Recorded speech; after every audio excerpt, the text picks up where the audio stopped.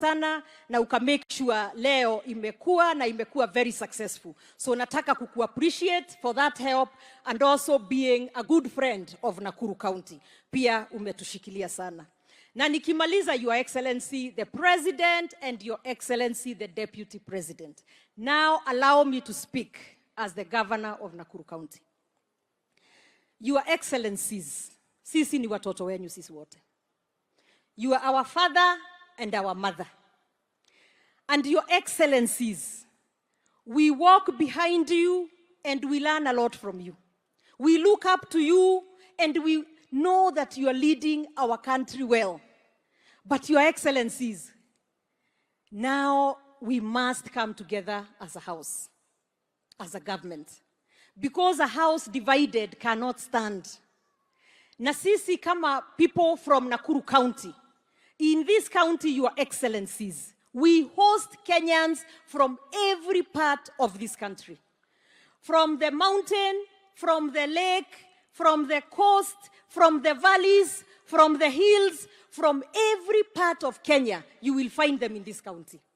And Your Excellencies, as you have heard, Nakuru County in the past was ground zero for violence.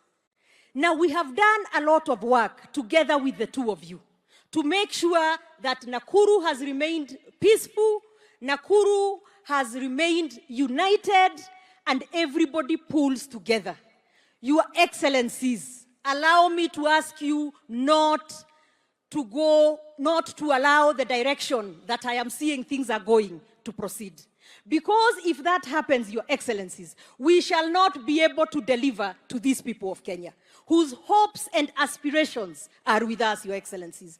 They expect water, they expect roads, they expect markets, they expect hospitals, medicines, schools, children of university need to go back. And as long as we are fighting, we cannot focus on delivering to these people. So Your Excellencies, very humbly and in a very humble way, let me ask you that you lead us from the front. You lead us in a united way. You bring Kenya together. We as the ones behind you, as your children in your house. We do not want the divisions. We want a united country. We want a united county, and we want a united people. And only you can lead us. Na mulisimama, tukasema tupewe kazi, wananchi wakatuombea, kanisa ikatuombea, tukapata kazi, mutigaite mukionoria. No hingo twakinya, tafadhali. Ona miaka ti mithiru iri. Na inyue muthii na mbere gutunyitirira, niguo? Na mahoya. Na ithue tutige gucocera. Na githe tiguo?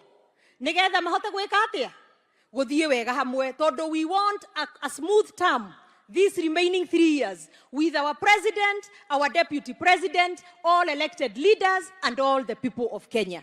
We want us to proceed together. So I won't go beyond that, but I want you to know, as a plea from Nakuru, especially Nakuru, passionately from Nakuru, we cannot, we do not want, and we do not really think it is of any value to have a divided country. Thank you very much. God bless you. Now, wacha nimuite our Deputy President, Mheshimiwa Gachagua, Rigiji himself.